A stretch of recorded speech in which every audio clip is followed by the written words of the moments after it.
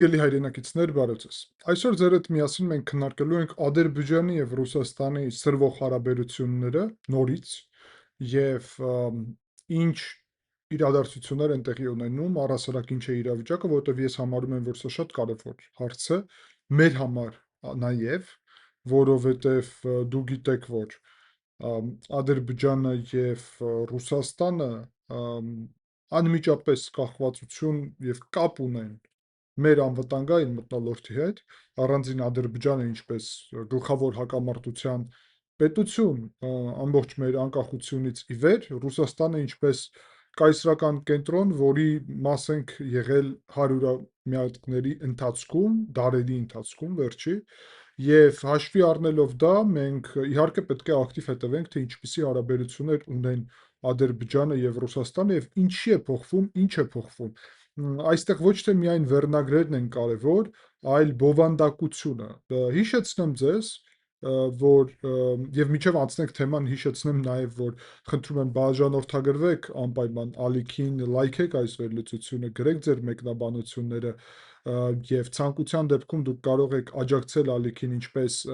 արևմուտքում գտնվող մեր հայրենակիցները կարող են բաժանորդագրվել ալիքին, այդպես էլ նկարագրությունում նշված միջոցների շնորհիվ դուք կարող եք աջակցել իմ գործունեությանը։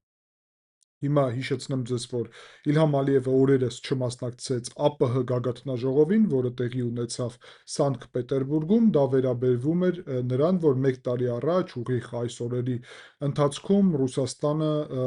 Չեչնիայի գլխին խոցել էր ադրբեջանական քաղաքացիական ուրեմն ինքնաթիռ եւ այդ ինքնաթիռի պատճառով Ադրբեջանը գտնում է, որ Ռուսաստանը չի անցկացրել բոլոր գործողությունները, որ պարզի ով է մեղավոր եւ ինչու է դա տեղի ունեցել, եւ կարելի է ասել, որ դա մասնակի այսպիսի քաղաքական լարվածության պատճառ է, Ադրբեջանը ինչ որ կասկածներ ունի այդ թեմայով, եւ սա պետք է բացահայտ ասվի, որ կան ինչ որ կասկածներ, եւ չի կարելի ասել, որ կասկածներ չկա նրա, որ դա արվել է միտմամբ Ռուսաստանի կողմից։ Ուղղակի Ադրբեջանը սա ուղիղ այսպես չի ասում, բայց ոչ ուղիղ է ասում։ Բայց մեր համար ավելի հետաքրքիր է իրականում ինչ է տեղի ունենում։ Եթե Ռուսաստանը դա միտմամբ է արել նույնիսկ, ապա ինչ է դրա հետևանքները, որովհետև Իլհամ Ալիևը չգնում մասնակցելու ԱՊՀ երկրների գագաթնաժողովին, բացահայտ իր ռետորաբանությունը, իր ԶԼՄ-ների եւ պետական համակարգի հակառուսական հայտարարություններ են անում եւ կտրուկ դրսևորում ունեն։ Նաեւ ես ակտիվ հետևում եմ Ադրբեջանի պետական պաշտոնյաների հայտարարություններին, ոչ միայն ուրեմն իշխանության ներկայացուցիչների, նկատի ունեմ նախարարներ եւ այլն, այլ ավելի հետաքրքիր է նույնիսկ ոչ պաշտոնական պաշտոնյաներ, այդպես խորհրդարանի անդամներ խոսքին, այդ թվում Ռասիմ Մուսաբեկովը շատ հետաքրքիր անձնավորություն է այդ առումով, որը բազում անգամ հնչեցնում է Ադրբեջանի քաղաքականությունը ոչ հանրային, ինչպես նաեւ ուրիշ իրանց էքսպերտներ, վերլուծաբաններ կոչվածները, որոնք կոչված են առումով, որ այսպես են իրաց կոչում, ուրեմն, որ վերլուծաբան են իրանց համարում կամ իրանց են համարում, եւ Ֆահրադ Մամեդովը խոսքին եւ ուրիշները, որոնք վերջի շրջանակներում շատ ակտիվ այս ուղղությամբ գործում են, բայց բացի դրանից կա ԶԼՄ-ների մի շարք, որոնք բացահայտ իշխանամետ քաղաքականություն են վարում, վերահսկվում են իշխանության կողմից, բայց բացահայտ իշխանության մաս չեն, ոչ բացահայտ են իշխանության մաս, այդ թվում Մինվալ-Ազը, Հաքին-Ազը, Մինվալ-Ազը եւ Կալիբեր-Ազը իհարկե ռազմական առումով եւ այլն, դա ուրիշ թեմաներ են, այնտեղ ուրիշ էլ կան։ Ինչու եմ ես սա բերում, որովհետեւ օրերս շատ հետաքրքիր հոդված է տարածել Մինվալ-Ազը, որը հիշում եք, որ Վրաստանի թեմայով նաեւ գլխավոր այսպիսի առաջատար դերն էր վերցրել իր վրա ադրբեջանական դիրքորոշումը հայտնելու Վրաստանի թեմայով մեզ, եւ հիմա կարելի ասել, որ այդ դիրքորոշումը նաեւ շարունակում է կատարել հենց Մինվալազը եւ Ռուսաստանի հետ կապված տարածել է այսպիսի մի կարևոր հոդված, որը ընդհանուր առումով կարելի է ասել սպառնալիքի բառապաշար ունի, այո, Ադրբեջանը կարելի է ասել սպառնում է Ռուսաստանին։ Եվ այստեղ կոնկրետ գրվում է, որ Մոսկվայի խաղը հատում է կարմիր գիծը, Բաքվի պատասխանը կլինի ցավալի։ Պատկերացրեք վերնագիրը, հարգելի հայրենակիցներ, եւ այս վերնագիրը ասեմ ձեզ, որ շատ լուրջ վերնագիր է։ Ադրբեջանը, որը փոքր պետություն է, համեմատաբար Ռուսաստանի, այսպիսի բառապաշար, որ օգտագործում է, իսկ Ադրբեջանում, ես ուղիղ պետք է ասեմ, խելացի մարդիկ են իշխանությունում, նկատի ունեմ, իրանք շատ լավ փորձ ունեն պետական կառավարման, շատ լավ փորձ ունեն, գիտեն ԿԳԲ-ի համակարգը Ռուսաստանում ոնց է գործել, եւ առհասարակ այն փաստը, որ իրանք մեր հետ հակամարտությունում կարողացան հաղթել պատերազմում եւ առաջընթաց ունենալ տարբեր ուղղություններով, դա ուղղակի խոսում է նրա մասին, որ իրանք պետական կառավարման համակարգը էֆեկտիվ են կառուցել, ինչ որ հատվածում, ինչ որ առումներով առնվազն, եւ շատ լավ գիտակցում են ինչպես է աշխատում միջազգային հարաբերությունների, տնտեսական եւ ուրիշ հատվածները, ինչը մեր թուլությունն է ընդհանուր առումով, ես չէի ասի, որ այս իշխանության, այլ կասեի ընդհանուր ազգովի, հատկապես նախկին իշխանությունների շատ վատ իշխանությունը եւ այս իշխանությունների թերությունները ի վերջո բերում են այն հետևանքներին, որ մենք Ադրբեջանից հեռու ենք այդ ուղղությունով, պետականաշինման։ Հիմա իրականում լավ գործընթացներ են տեղի ունենում հայկական պետությունում, ես եւ համարում եմ, որ պետականաշինության գործընթացը հիմա ճիշտ ուղով է գնում, բայց ոչ այդքան արագ, ինչքան պետք է իմ պատկերացումով դանդաղ։ Դա առանձին հարց է։ Հիմա ինչ վերաբերում է Ադրբեջանի այս հոդվածին, ինչու եմ ես ուշադրություն դարձնում այս հոդվածի վրա, որովհետև առաջերտին վերնագիրը դուք հասկացաք ինչու մասին է, բայց մանրամասները էլ ավելի հետաքրքիր են։ Վերնագրում ադրբեջանական ԶԼՄ-ն խոսում է նրա մասին, որ երկար տարիներ է Ադրբեջանը արդեն ուշադիր հետևում է եւ դիտարկում է Ռուսաստանի տարբեր քաղաքականությունը, հայտարարությունները ԶԼՄ-ներում, հասարակական դաշտում եւ այլն, որոնք վերաբերվում են Ադրբեջանի բնակչությանը, հատկապես էթնիկ թալիշների եւ էթնիկ լեզգինների հարցերին Ադրբեջանի տարածքում, ինչպես Ռուսաստանի ուղղակի խառնվելու գործընթաց Ադրբեջանի ներքին գործերում։ Եվ Ադրբեջանը գործելու է ասիմետրիկ ռազմավարական ուրեմն պահվածքի ուղղությամբ, երկար ժամանակ է Մոսկվան համարել է, որ էթնիկ այս բաղադրիչները Ադրբեջանի պետության, դրանում նաև մեզ էլ նկատի ունեն իհարկե, բայց կարծում են եւ համարում են, որ մեր հարցը արդեն լուծված է, փաստացի ինչ որ առումով այդպես է, որովհետեւ հայկական էթնիկ բաղադրիչ Ադրբեջանի տարածքում չկա,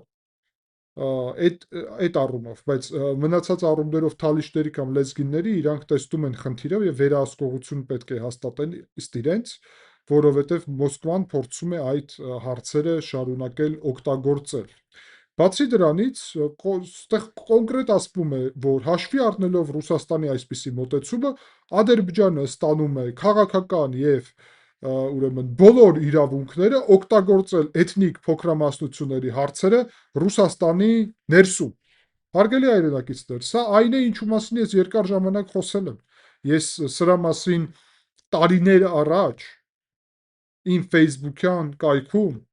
նախազգուշացնում էի ռուսներին։ Ուղիղ նկատի ունեմ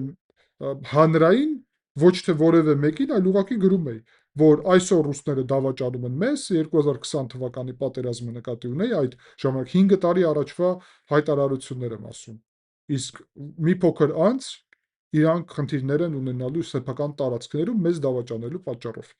Դե իմ հանրային ասածները Ռուսաստանում լսող չեղավ, ամեն դեպքում, բայց իմ վերլուծությունը հայտնվեց ճիշտ։ Եվ ես իհարկե ուրախ եմ, որ իմ վերլուծությունները ճիշտ են, բայց մյուս կողմից հեչ ուրախ չեմ նրանով, որ Ռուսաստանում գիտակից մարդկանց դեֆիցիտ է այն առումով, որ իրանք հայերի հետ նորից փորձում են խոսել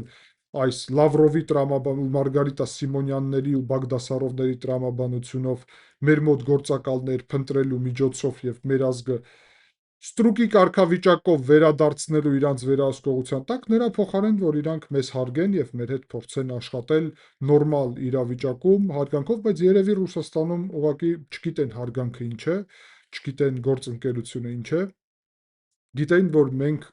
փոքր ենք, իրանք մեծ են, ուստի մենք ստրուկ պետքա լինենք, ուղղակի չգիտեմ մեծ ու փոքրը իրանք ոնց են դիտարկում, հա, եթե դիտարկում են քանակով տարածքների, ապա ժամանակ է եղել Ռուսաստանի պետությունից շատ ավելի մեծ պետություն ենք մենք ունեցել, այդ ժամանակ Ռուսաստան չկար։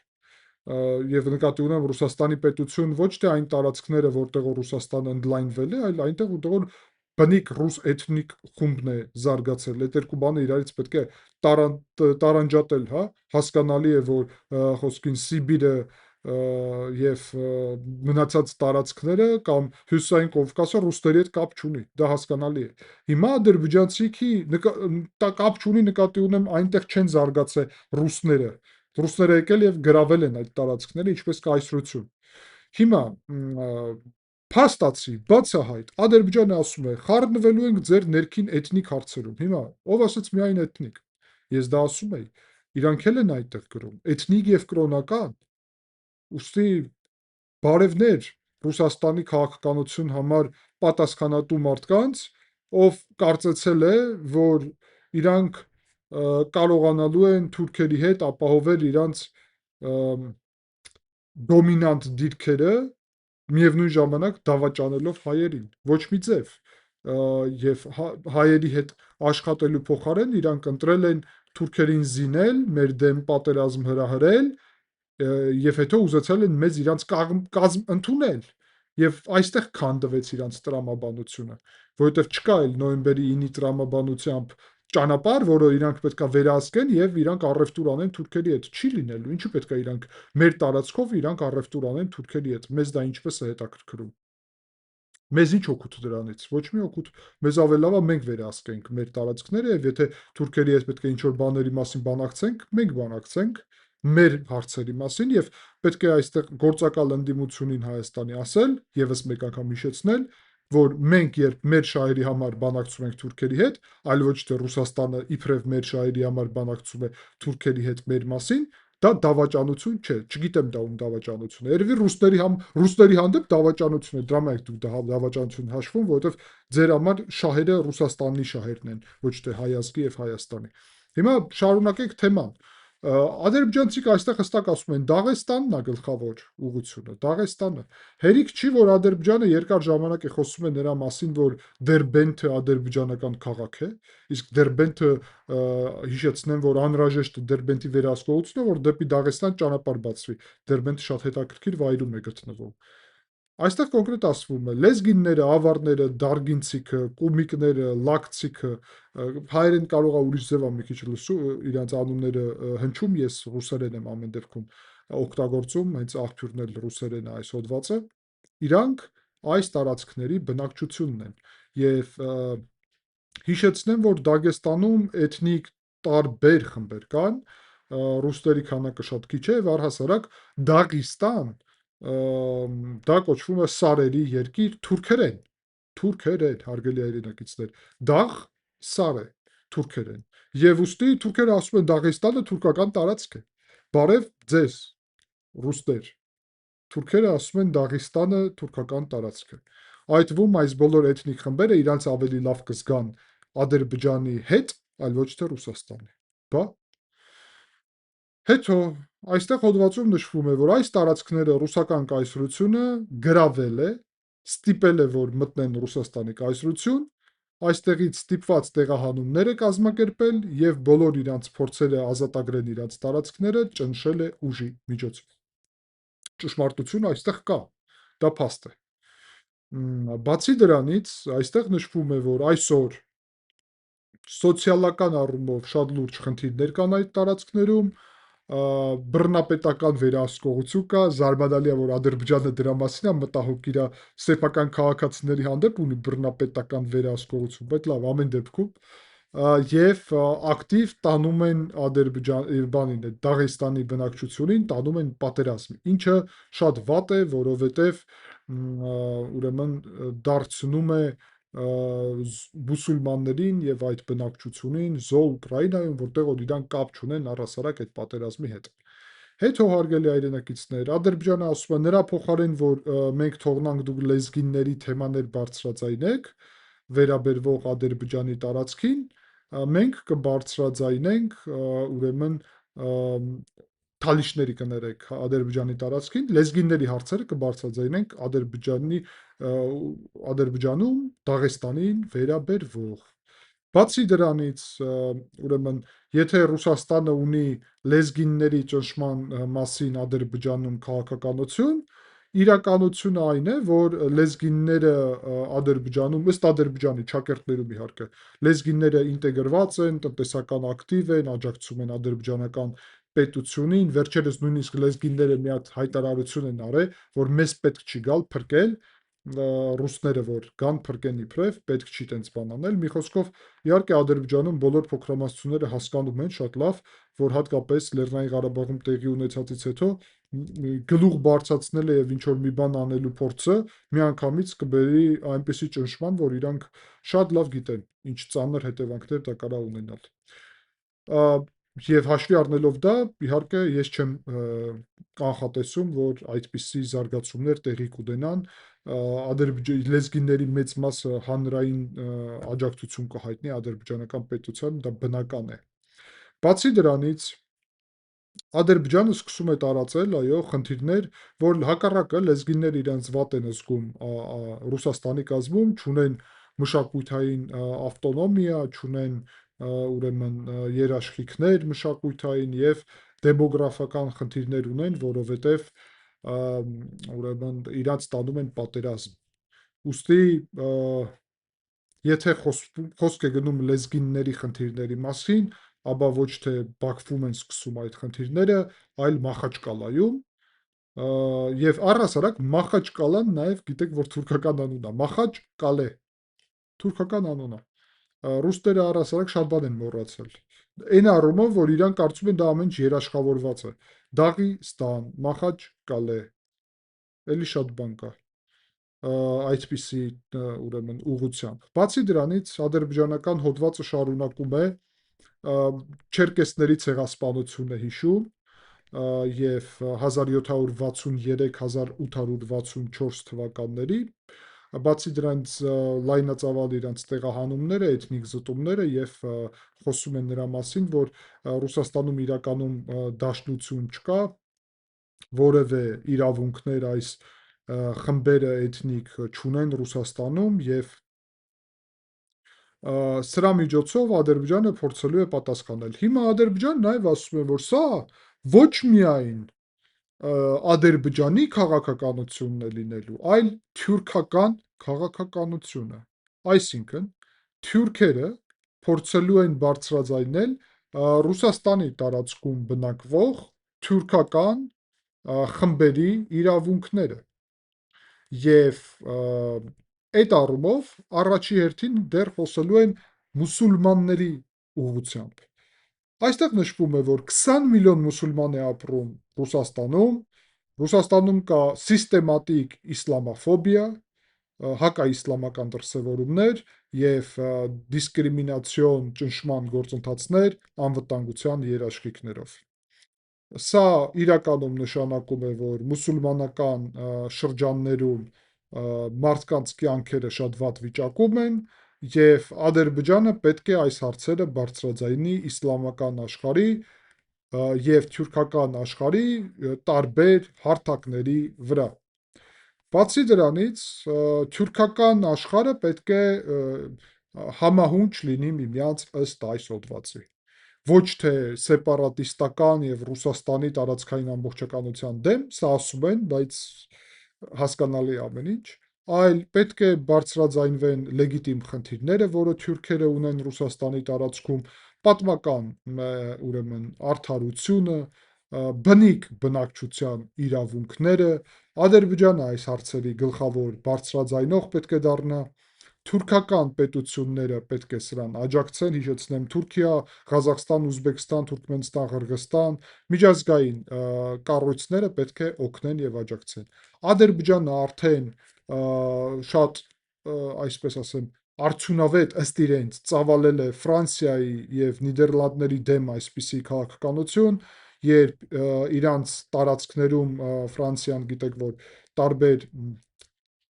տարածքներ ունի օվկիանոսների հատվածներում, այդտեղ Ադրբեջանը ակտիվ աշխատել է էթնիկ խմբերի մարդու իրավունքների, հակակայսրական քաղաքականության եւ այլն, եւ այդ ուղղությամբ Ադրբեջանին հարվածներ է կարելի ասել հասցրել Ադրբեջանը Ֆրանսիային եւ հիմա նույն բանը անելու է Ռուսաստանի դեմ։ Ըստ հոդվածի Մոսկվան սխալ հաշվարկներ է անում, որովհետև թերագնահատում է Ադրբեջանի հնարավորությունները եւ գերագնահատում է իր հնարավորությունները, նաև թերագնահատում է պատմական կապերը, պատմական հիշողությունները,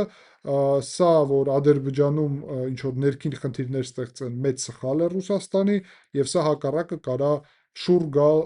Ռուսաստանի դեմ, որովհետև Կովկասը սա ուրեմն փակ հարց չէ։ Կովկասը փակ հարց չէ։ Եվ եթե որևէ մեկը այստեղ փորձում է էթնիկ քարտեզներ փոխել, ապա էթնիկ քարտեզները կարող են իր դեմ փոխվել։ Հարգելի հայրենակիցներ, հասկանալի է, որ թյուրքական պետությունների միությունը իդեմս Ադրբեջանի սկսում է Ռուսաստանին արդեն իր ատամները ցույց տալ, բացատրել Ռուսաստանին, որ այնպես չի իրավիճակը, ոնց որ Մոսկվան սովոր է շփվել իր ուրեմն ներկայացուցիչների,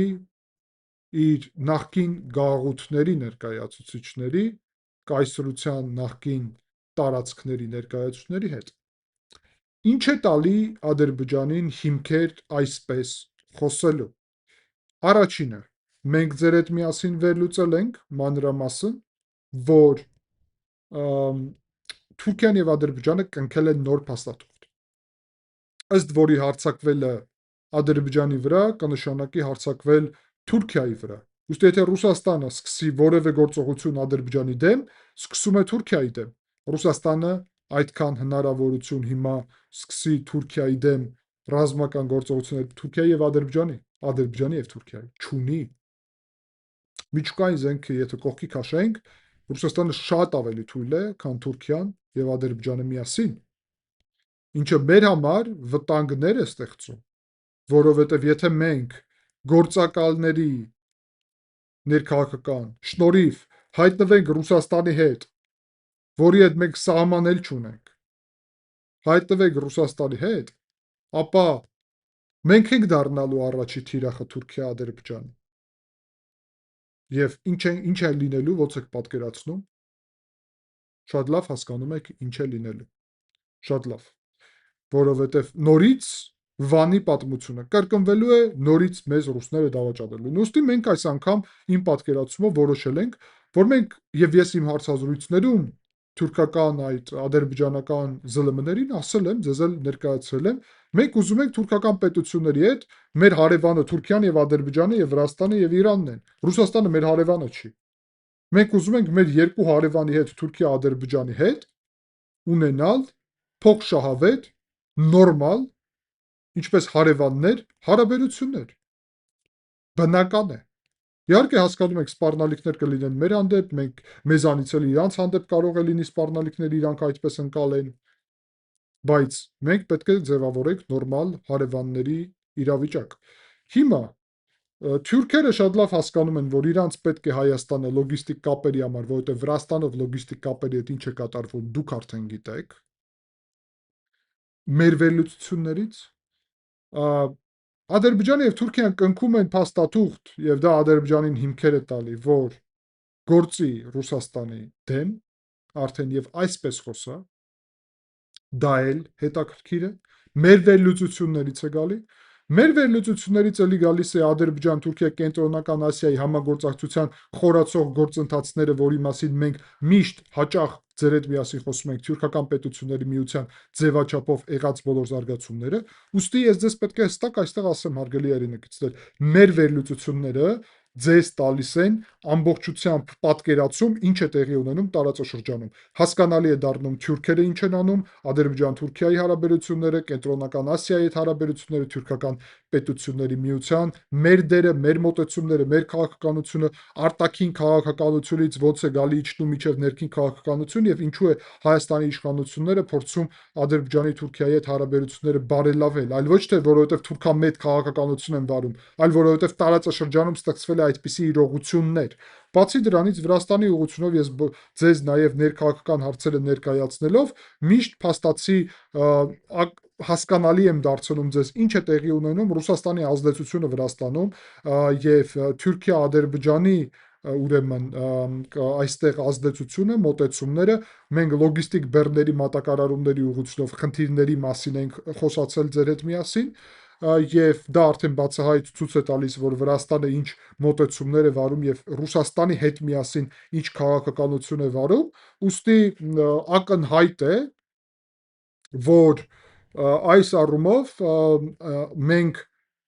ինչի ենք այսպիսի տրամաբանություն վարում, ինչի ենք այսպիսի քաղաքականություն վարում, ինչ ենք անում եւ ինչու համար ենք անում, ինչի համար ենք անում, հա, եւ պետք է հստակ այստեղ նշվի, որ այս ամեն վերլուծությունները ձեզ ուղիղ ցույց են տալի մենք ինչ ենք անում, ինչ է տեղի ունենում։ Եվ ես ուղղակի ուզում եմ սրանով, որ մենք գնահատենք մի հատ մեր աշխատանքը միասին, որ ինչ շղթա ենք վերլուծությունների ստեղծել, որի միջոցով ամբողջությամբ իրավիճակը հասկանալու է, եւ ես անկեղծ պետք է ասեմ, փաստացի ես չեմ տեսնում որևէ ուրիշ վերլուծական հարթակ, չեմ ասում միայն YouTube-ում, նույնիսկ հեռուստաընկերությունները նկատի ունեմ, ով այսքան տեղեկատվությունները բոլորը կարող եք գտնել, բայց իրար հետ կապված տրամաբանական շղթան բացահայտ կարծում եմ ես այդպիսի տեղ չեմ հանդիպել այդպիսի վերլուծություն, որ սա լինի սաղ փաստերով եւ լինի տրամաբանական։ Դուք տեսնում եք 1-ից 2-րդ, 2-ից 3-րդ, 3-ից 4-րդ, ամբողջ այդ տրամաբանական շղթան ինչպես է, ինչու հետ է կապված եւ այլն։ Ուստի սա եւս մեկ անգամ նշում է մեր աշխատանքի կարեւորության մասին։ Ասեմ ձեզ, որ աշխարհաքաղաքական զարգացումները, այսինքն գեոպոլիտիկան, դա հաշվարկների թեմա է, շախմատի նման բան է։ Ես պետք է ուղիղ ասեմ, որ Իլհամ Ալիևը լավ է խաղում շախմատ, աշխարհաքաղաքական շախմատ, իսկ Սերժ Սարգսյանը շատ վատ է խաղացել իր ժամանակ աշխարհաքաղաքական շախմատ։ Հիմա Նիկոլ Փաշինյանը լավ սովորել է համեմատ նրա ինչ սկզբից էր 2018 թվականին, երբ նոր էր եկել իշխանության, այս հմտություններին խաղի։ Բայց Իլհամ Ալիևը երկար ժամանակ է իշխանությունում է։ Ինքը շատ նուրբ հաշվարկներ է անում եւ զգում է, երբ ստեղծվել է հնարավորություն գործելու, իսկ երբ գործել պետք չէ։ Երբ հիմա ինքը ամրապնդած դիրքեր ունի, որ կարողանա Իսրայելի հետ համագործակցության հետևանքում, տեսեք, ինքը գնել է պակիստանա-չինական մի կողմից ուրեմն ռազմական ինքնաթիռներ, մյուս կողմից իսրայելական հակաօդային պաշտպանություն եւ հակածովային հրթիռներ։ Եվ Ռասիմ Մուսաբեկովը իր ելույթներից մեկում ասում էր, որ ռուսները այն ժամանակ հարձակվեցին մեր վրա, որով առաջի հերթին նրա շնորհիվ, որ նավերով եկան Բաքու եւ ասցին վերջ հանձնվեք։ Հիմա մենք ունենք իրանք ուրեմն ինքն ասում, ադրբեջանական կողմը ունի հակա նավերի հրթիռներ, որով միանգամից ամբողջ Կասպյան ծովում ռուսական ֆլոտիլիա կոչվածը, այսինքն ծովային ուժերը կարող են ոչնչացնել, ասում է Ռասիմ Մուսաբեկովը։ Սպառնում է Ռուսաստանին։ Դա նշանակում է, որ Ռուսաստանը հարձակվելու հնարավորություն իրականում, գրավելու Ադրբեջանը չունի, հարձակվելու ունի, կարա ԱԹՍ-ներ կրակի, հրթիռներ կրակի, բայց դրա վրա պատասխան կլինի Թուրքիայի։ Հիմա, եթե լինի պատասխան Թուրքիայի, որ տարածքով։ Մենք պետք է կարողանանք այդ իրավիճակում այնպես դուրս գալ այդ իրավիճակից, որ մենք չհայտնվենք դրա զոհը։ Իսկ եթե Հայաստանում չլինի իշխանություն, որոնք թուրքերի եւ ադրբեջանցի հետ կխոսի նորմալ, եւ իշխանություն լինի, որոնք Ռուսաստանի հրամանները կկատարեն իդեմս կագեբեշնիկների, կործանելու են մեր ազգը նորից, հավատացյալ ռուսուլմանները, Ռուսաստանին հավատացյալ ժողովուրդը։ Մենք միայն մեր ազգի շահերն ենք պաշտպանելու եւ որևէ ուրիշ ազգի շահերը մենք չպետք է անցկացնենք, նկատի ունեմ ինչպես հայ ազգ։ Վրաստանի քաղաքացիները առանձին մենք Վրաստանի շահերը նաև պետք է անցկացնենք, դրա մասին երկու կարծիք չկա, դա հասկանալի է, բայց ես հիմա ինչ նկատի ունեի, նկատի ունեմ այն, որ Ռուսաստանի շահերը մեր շահերը չեն, թող Ռուսաստանը ինքը մտածի իր խնդիրների մասին։ Երբ որ մեզ դավաճանում էր, մտածում էր, բա մենք իրանց զգուշացնում էինք, բա մտածում էր, չէր մտածում, դե թող հիմա իրանք մտածեն, եւ նույնիսկ թող գան խնդրեն, եթե պետք լինի, որ այս գործընթացներում մենք ինչ որ հաշվի առնենք իրանց շահերը, բայց ինչու փոխարեն։ Մի բանի փոխարեն։ Բա իրանք մեր շահերը ինչպես եւ ոնց պետք է հաշվի առնեն եւ մեզ մի բան պետք է իրանցից, թե պետք չէ։ Եթե պետք չէ, չի ստացվի ոչ բան։ Այդպես է կառուցվում հարաբերությունները պետությունների միջև, այլ ոչ թե այնպես, ինչպես նախկինում ռազմավարական օբյեկտները հանձնում էին Ռուսաստանին, ասում էին դե վերջ։ Դե վերջ։ Հիմա մենք Ռուսաստանը մեզ կփրկի։ Տեսանք ոնց փրկեց Ղարաբաղում։ Տեսանք։ Ցավալի է, որ այդ իրավիճակին հասանք, հետո նոր ենք սկսում հասկանալ, ես միջև էի դրա մասին խոսում։ Ես միջև էի դրա մասին ասում։ Պաշտոնական, ոչ պաշտոնական, Փաշինյանին էլ էի հորդորանում, որ չի կարելի այս ճանապարհով գնալ, որովհետև Ռուսաստանի մի քիչ պետք է ուսումնասիրես, որ հասկանաս Ռուսաստանը ինչպիսի պետություն է, հա, ինքը առհասարակ իր դաշնակիցների շահերը չի պաշտպանում, բայց եթե ուզում է իր դաշնակիցները սպասարկեն միայն իր շահերը, այլ ոչ թե իրանց եւ Ռուսաստանի, միայն Ռուսաստանի շահերը։ Ադրբեջանի այս ուղղությունի հետևից մենք ակտիվ ձեր հետ միասին հետևելու ենք։ Անպայման լայքեք վերլուծությունը, գրեք ձեր մեկնաբանությունները, բաժանորդագրվեք, կիսվեք։ Շնորհակալ եմ ուշադրության համար, կհանդիպենք, ցտեսություն։